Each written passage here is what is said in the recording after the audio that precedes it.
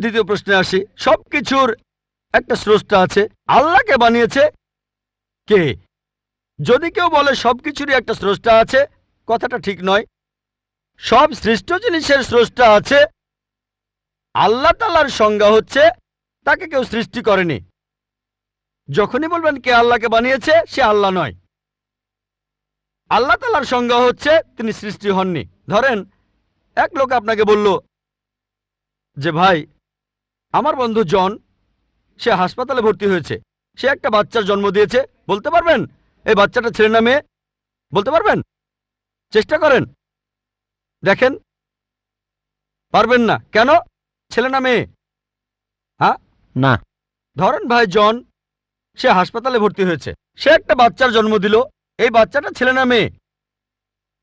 আপনি বলতে পারবেন? না না।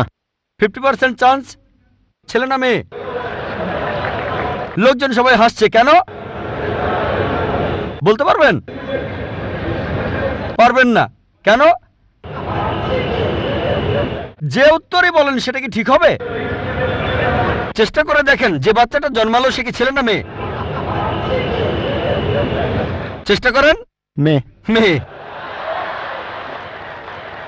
ভাই, পুরুষ লোক কি বাচ্চার জন্ম দিতে পারে? হ্যাঁ, এখানে আপনি ভুল করেছেন। একইভাবে ভুল করেছেন যখন বললেন কে আল্লাহকে বানিয়েছে। পুরুষ লোক কোনো বাচ্চার জন্ম দিতে পারে না, তাহলে তো মেয়ে বা ছেলে হওয়ার প্রশ্নই আসে না। এখন কি আপনি বুঝতে পেরেছেন? হ্যাঁ, বুঝতে পেরেছেন, এই তো ভালো। পুরুষ লোক কোনো বাচ্চার জন্ম দিতে পারে না, তাহলে তো ছেলে বা মেয়ে হওয়ার কোনো প্রশ্নই আসে না। যখন প্রশ্ন করলেন কে আল্লাহকে সৃষ্টি করেছে, আল্লাহর সংজ্ঞা হচ্ছে, ঈশ্বরের সংজ্ঞা হচ্ছে তিনি সৃষ্টি হননি। যখনই বলবেন কে আল্লাহকে বানিয়েছে, সে আল্লাহ নয়। ওয়ালাম ইয়াকুল্লাহু কুফুয়ান আহাদ, তার সমতুল্য কেউ নেই।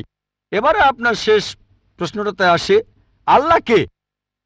আল্লাহকে সবচেয়ে সেরা সংজ্ঞাটা আছে পবিত্র কোরআনে সূরা ইখলাসে 1 নম্বর থেকে 4 নম্বর আয়াতে উল্লেখ করা হয়েছে। এখানে বলা হয়েছে যে কুল হুয়াল্লাহু আহাদ, বলো তিনি আল্লাহ এক, অদ্বিতীয়। আল্লাহুস সামাদ, তিনি অবিনশ্বর, চিরস্থায়ী। লাম ইয়ালিদ ওয়ালাম ইউলাদ, তিনি জন্ম নেননি, কাউকে জন্ম দেননি। ওয়ালাম ইয়াকুল্লাহু কুফুয়ান আহাদ, তার সমতুল্য কেউ নেই। এই হলো 4 লাইনের সংজ্ঞা আল্লাহ সুবহানাহু ওয়া তাআলার। যদি কোনো মানুষ, যদি কেউ বলে যে অমুক লোকটা আল্লাহ, সেই লোক যদি এই 4টা শর্ত পূরণ করতে পারে, আমাদের মুসলিমদের কোনো আপত্তি থাকবে না সেই লোককে আল্লাহ বলে মেনে নিতে। 4 লাইনের সংজ্ঞা, এটাই হলো ধর্মের লিটমাস টেস্ট।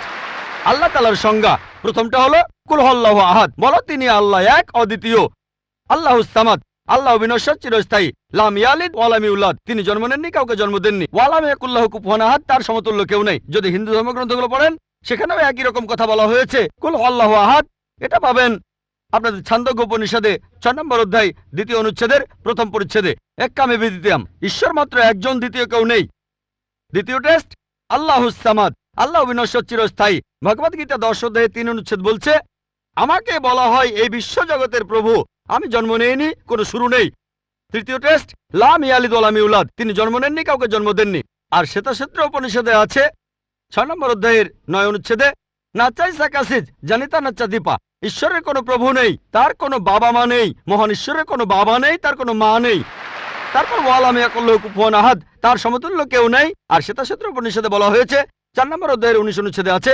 এছাড়াও যজুর্বেদ 32 অধ্যায়ের 3 অনুচ্ছেদে বলা হয়েছে, নাতাস্তি প্রতিমা আস্তি, মহান ঈশ্বরের কোনো প্রতিমা নেই, কোনো মূর্তি নেই, কোনো ছবি নেই, কোনো ফটোগ্রাফ নেই, কোনো ভাস্কর্য নেই। এটা কে বলেছে? যজুর্বেদ 32 অধ্যায় 3য় অনুচ্ছেদ বলেছে একই কথা, ওয়ালাম ইয়াকুল্লাহু কুফুয়ান আহাদ। যদি কেউ বলে যে অমুক লোকটা হচ্ছে আল্লাহ, যদি সেই লোক এই 4টা শর্ত পূরণ করে, আমরা মুসলিমরা কোনো রকম আপত্তি ছাড়াই সেই লোককে আল্লাহ বলে মেনে নেব।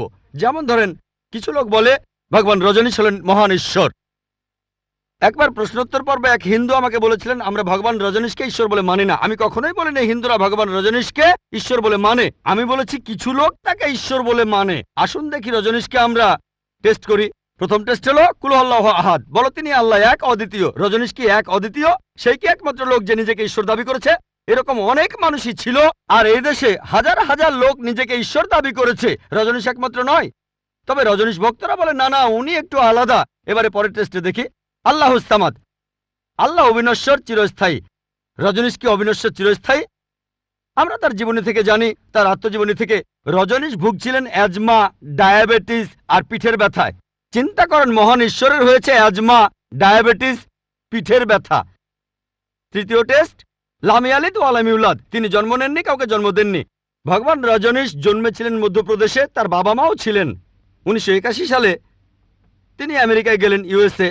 তখন হাজারো আমেরিকান তার ভক্ত হয়ে গেল। তারপর আমেরিকার অরেগন প্রদেশে তিনি বানালেন একটা সেন্টার, আর তার নাম দিলেন রজনীশপুরম, তার গ্রাম। পরবর্তীতে আমেরিকান সরকার তাকে অ্যারেস্ট করে কারাবন্দী করে রাখলো। রজনীশ বলতো যে আমেরিকান সরকার তাকে স্লো পয়জনিং করেছে। চিন্তা করেন, মহান ঈশ্বরকে স্লো পয়জনিং করা হয়েছে। 1985 সালে আমেরিকান সরকার তাকে বের করে দিলে সে ইন্ডিয়ায় চলে আসে। তারপর এখানে পুনায় সে আরেকটা সেন্টার খুললো, আর তার নাম দেওয়া হলো ওশো কমিউন। যদি রজনীশের সমাধির কাছে কখনো যান, তার সমাধির উপরে লেখা আছে ভগবান রজনীশ ওশো কখনো জন্মাননি, কখনো মরেননি, তবে পৃথিবীতে ভ্রমণ করেছেন 1931 সালের 11 ডিসেম্বর থেকে 1990 সালের 31শে জানুয়ারি পর্যন্ত। কখনো জন্মাননি, কখনো মরেননি, তবে পৃথিবীতে ভ্রমণ করেছেন 1931 সালের 11 ডিসেম্বর থেকে 1990 সালের 31শে জানুয়ারি পর্যন্ত। তার সমাধিতে এটা লিখতে ভুলে গেছে যে পৃথিবীর 21টা দেশ তাকে ভিসা দেয়নি। মহান ঈশ্বর আসলেন এই পৃথিবীতে পৃথিবী ঘোরার জন্য, বিভিন্ন দেশে যাওয়ার জন্য তার নাকি ভিসাও লাগে। তখন গ্রিসের আর্কবিশপ বলেছিলেন যদি রজনীশকে এই দেশ থেকে তাড়িয়ে না দেওয়া হয়, আগে তার ঘর পোড়াবো, তারপর ভক্তদের ঘর পোড়াবো। শেষ টেস্ট, ওয়া লাম ইয়াকুল্লাহু কুফুয়ান আহাদ। পরীক্ষাটা এতই কঠিন যে একমাত্র আল্লাহ ছাড়া কেউই পাশ করবে না। যখনই আল্লাহর সাথে কারো তুলনা করবেন, সে আল্লাহ নয়। ওয়া লাম ইয়াকুল্লাহু কুফুয়ান আহাদ। এখন ভগবান রজনীশ অন্য অনেক মানুষের মতো মুখে দাড়ি ছিল, একটা নাক, দুটো চোখ, দুটো কান, দুটো হাত। যখন আল্লাহর সাথে পৃথিবীর কোনো কিছুর তুলনা করবেন, সে আল্লাহ নয়। ওয়া লাম ইয়াকুল্লাহু কুফুয়ান আহাদ। যদি কেউ বলে যে আল্লাহ তাআলা হাজার গুণ বেশি শক্তিশালী, আপনারা কি শোয়ার্জনেগারের নাম শুনেছেন? এই লোকের নাম কখনো শুনেছেন? কখনো শুনেছেন তার নাম?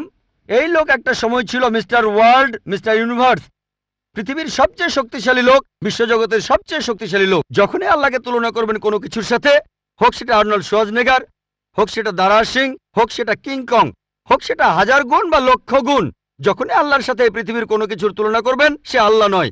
ওয়া লাম ইয়াকুল্লাহু কুফুয়ান আহাদ, তার সমতুল্য কেউ নাই। তাহলে এই হলো 4 লাইনের সংজ্ঞা আল্লাহ সুবহানাহু ওয়া তাআলার পবিত্র কোরআনে আছে।